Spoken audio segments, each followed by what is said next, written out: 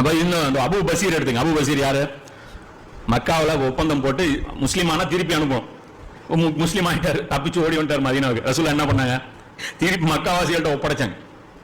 ஒப்படைச்சதுக்கு அப்புறம் அவர் திருப்பி வர்றாரு. வந்ததுக்கப்புறம் ரசூலை 2வது வாட்டியும் பிடிக்க பார்க்குறாங்க. அப்புறம் அவர் ஓடி போறாங்க. ஓடி போயிட்டு மக்காவுக்கும் மதீனாவுக்கும் நடுவில், அதாவது அந்த பத்ர் போருடைய அந்த வழியில, வியாபார கூட்டம் டிராவல் பண்ற வழியில அவர் வச்சுக்கிறாரு. அதுக்கப்புறம் அபு ஜந்தலும் அங்க வந்து ஜாயின் பண்ணிக்கிறார். அது கூட ரசூல்லா இஸ்லாமிய அங்கீகாரம் வந்து கொடுக்கல. ஆனா அது என்ன ஆகி போச்சு? அது வந்து ஹலாலும் கிடையாது, ஹராமும் கிடையாது, நியூட்ரல் பொசிஷன் ஆயிடுச்சு. அந்த நியூட்ரல் பொசிஷன்ல ரசூல்லா அவர் அப்படியே விட்டுட்டாங்க. அது ஸ்ட்ராட்டஜிக்கலா அதுவும் வந்து ரசூல்லாவுக்கு வந்து அது ஒர்க் அவுட் ஆச்சு. ஸோ அந்த அடிப்படையில் இப்போ ரசூல்லா பார்த்தீங்க, இந்த உணர்ச்சி வசப்பட்டு பேசுறது இதுக்கெல்லாம் வேல்யூவே கிடையாது. உயிர் வந்து பெருசா அதெல்லாம் கிடையாது. இன்னும் சொல்ல போனா ஷஹாதத்தை பத்தி தவறா நிறைய புரிதல் இருக்கு. நபிசுல்லாஹ் ஒருவர் நபிசுல்லாஹ் அவர்களும் வந்து ஒருவர் போரில் கிடைக்கும் செல்வங்களுக்காக போரிடுகிறார்.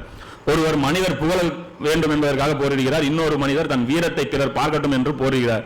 இவர்ல இலைவெளியில் போரிடுபவர் யார்? இந்த 3 பேர்ல யார் வந்து ஷஹீதுங்க? ரசூலுல்லாஹ் சொல்றாங்க, இதுல யாருமே கிடையாது. இந்த 3 கூட்டமும் யாரு? ஷஹாதத்தே கிடையாது. அல்லாவின் வாக்கு மேலோங்க வேண்டும் என்பதற்காக போரிடுகிறவரை இறைவழியில் போரிடுபவர் என்று பதிலளித்தார். புகாரில 2810. இப்போ என் உயிரை நாங்க ஒருத்தர் கொல்றது வந்துட்டாரு. இப்ப நான் அதுக்காக போராடுறேன், கொல்லப்பட்டேன், இப்ப நான் ஷஹீதா? கிடையாது. இங்க நினைச்சிருக்காங்க முஸ்லீம் செத்தா ஷஹீது, காஃபிர் செத்தா நரகம். எப்படி? வாசில ஜஹன்னம், நரகத்திற்கு அனுப்பப்பட்டான். யாரு? கொல்லப்படுற முஸ்லீம் எல்லாம் ஷஹீது. அதான் கணக்கு. முஸ்லீம் நார்மல் டெத்து சாகணும், கொல்லப்பட்டான்னு வச்சுங்க ஷஹீது. அதுல இன்னும் இதே ரசூலுல்லாஹ் தெளிவா சொல்றேன், அல்லாவின் வாக்கு மேலோங்கணும். இதுக்காக நீ கொல்லப்படணும். கஞ்சன் ஒருத்தன் அவன் காசு கொடுப்பானா?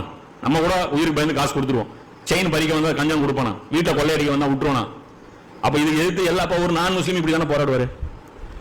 தம் பொருளை பாதுகாக்கணுங்கிறது முஸ்லீம் அல்லாதவர் போராடுவார மாட்டாரா? அவரு தானே கொல்லப்படுவார். ஸோ அப்ப அவரு தானே செய்யுது. அப்ப ஒரே வேலை 2 பேரும் செஞ்சா அது செய்யுது இல்லையா?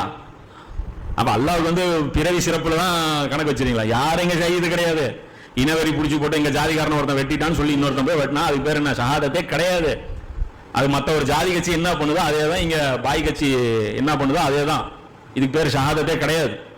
அல்லாஹ்வின் வாக்குன்னா என்ன முதல்ல அது தெரியணும்.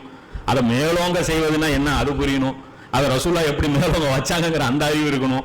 இந்த எந்த அறிவும் இல்லாம வெறும் வந்து வீரத்தை மட்டும் ஊட்டி ஊட்டி வளர்த்தீங்கன்னா என்ன கிடைக்கும்னா உங்களுக்கு ஃப்ரீயா தீவிரவாதிகள் கிடைப்பாங்க.